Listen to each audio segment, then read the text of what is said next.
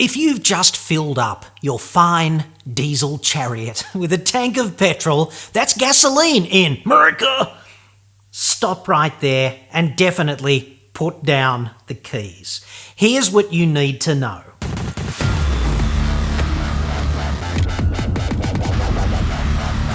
I'm John Cadogan from autoexpert.com.au, the place where Australian new car buyers save thousands off their next new cars. Hit me up on the website for that.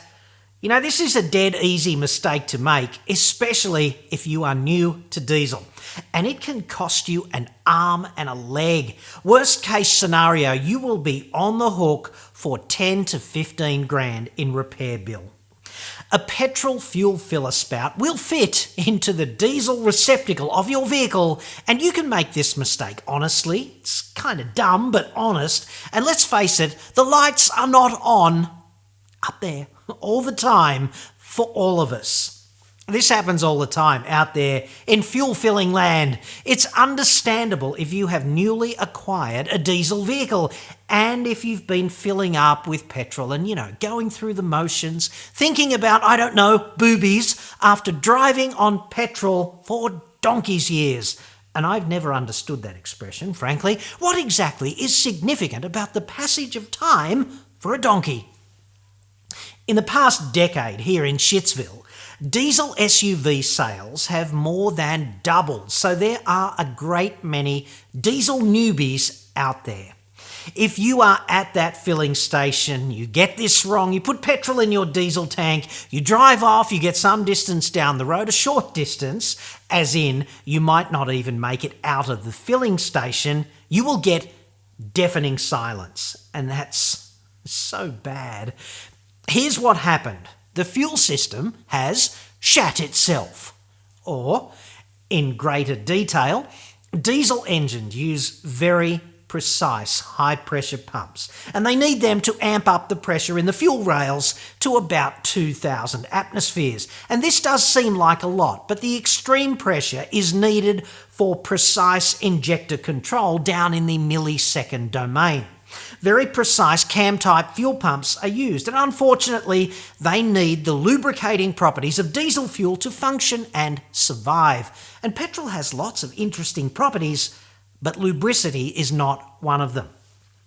So the hardened steel faces on the cams disintegrate, and the metal fragments travel quickly downstream where they lodge in the microscopic holes in the piezoelectric fuel injectors, destroying them too, inconveniently.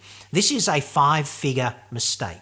Everything downstream of the high-pressure pump needs to be replaced, and everything upstream, including the fuel tank, needs to be cleaned out. And this is rather a big job for specialists. So my strong advice is do not do this ever. Car makers should do a far better job warning about this danger.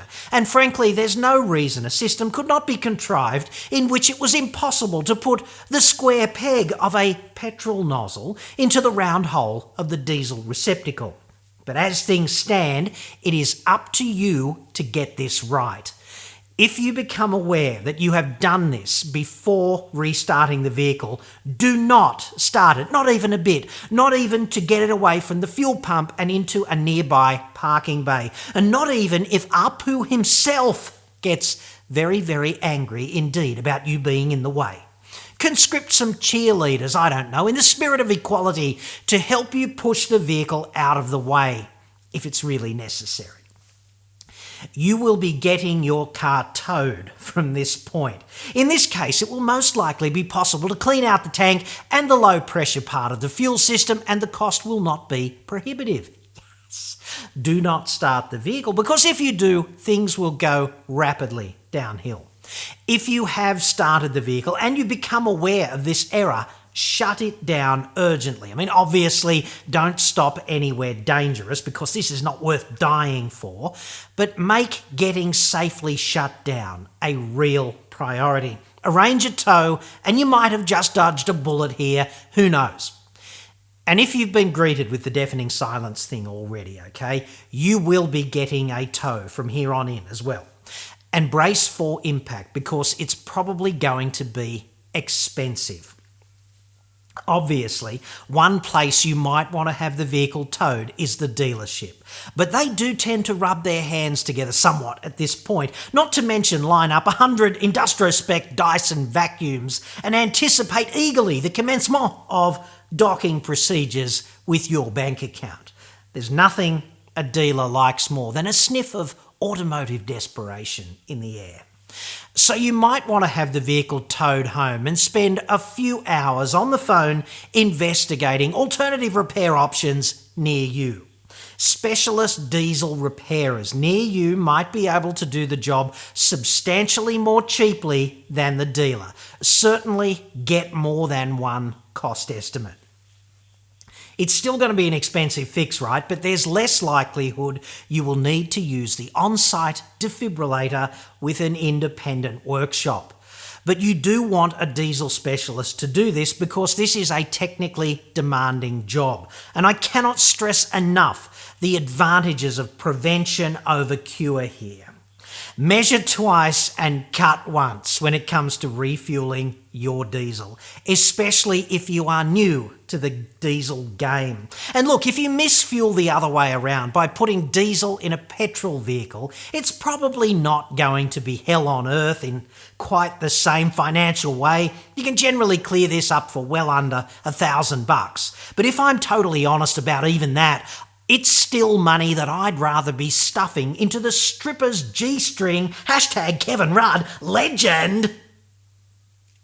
Not really, mate, come on.